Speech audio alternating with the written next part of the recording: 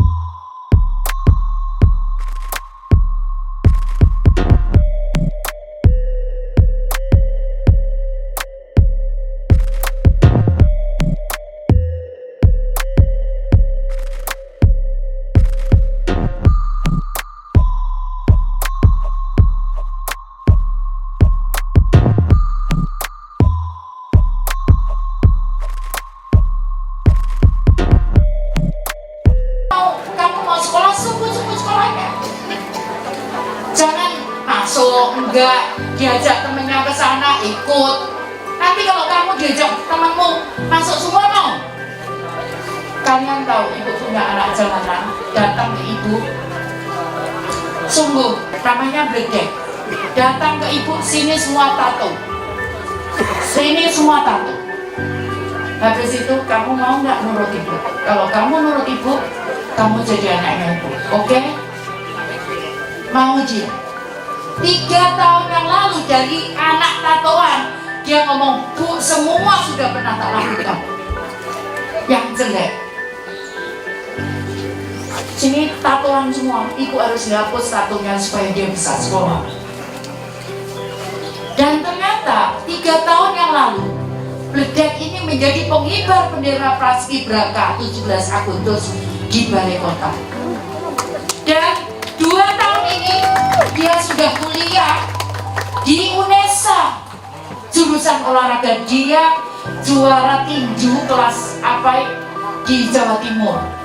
Sekarang dia sudah kuliah di UNESA 4 semester dia.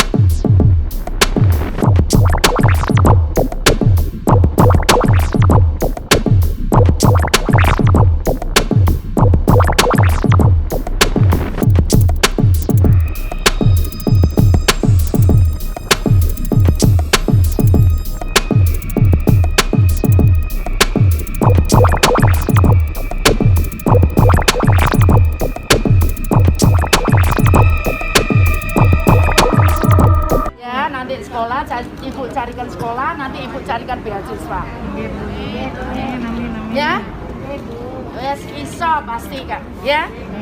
Nanti kalau sudah itu buktikan pada dunia, ya, bahwa aku bisa berhasil.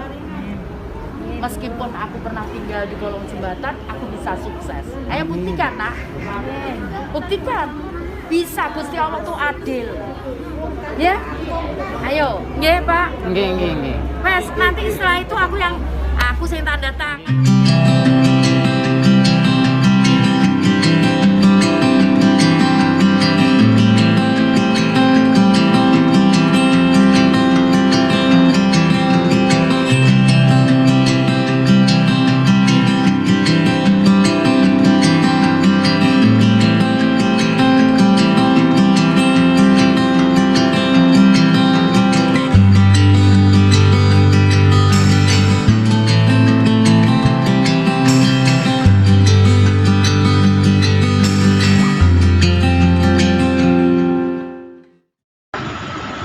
Ya, nanti ada yang jemput, Bapak saya cari ke rumah.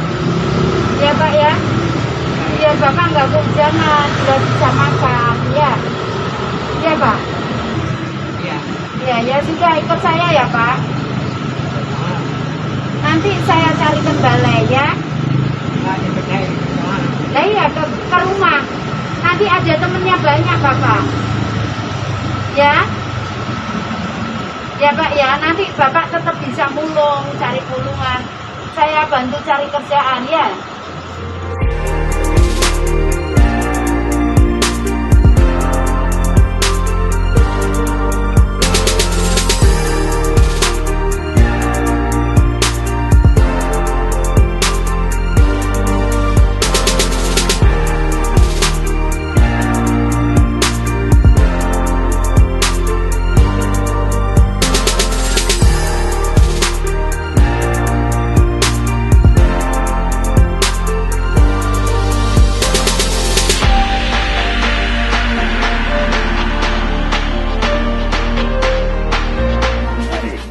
Padahal di sini itu tidak ada yang namanya lokalisasi.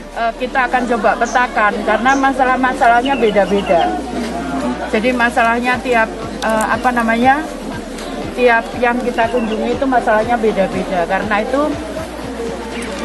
saya mencoba memetakan itu dan kemudian mencoba mensolusikan untuk masalah-masalah itu. Kalau yang di sini?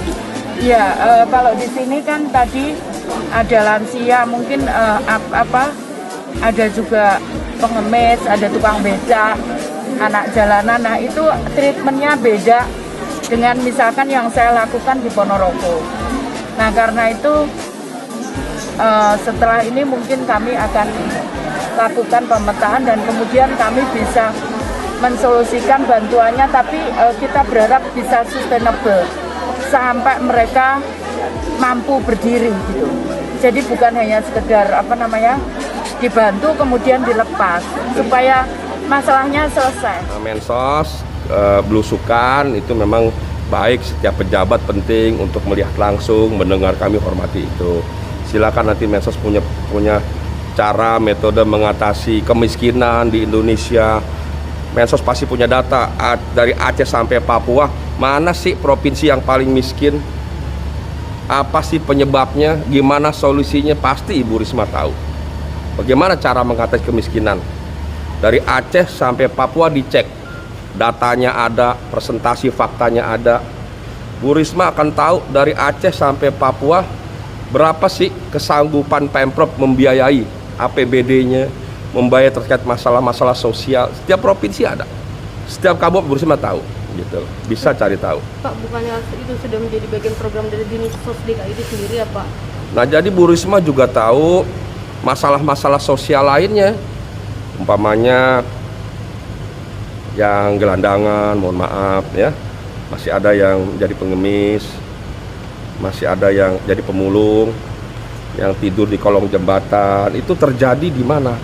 Terjadi hampir di seluruh provinsi, khusus seluruh kota, nggak cuma di Jakarta tapi di seluruh Indonesia, bahkan di seluruh dunia.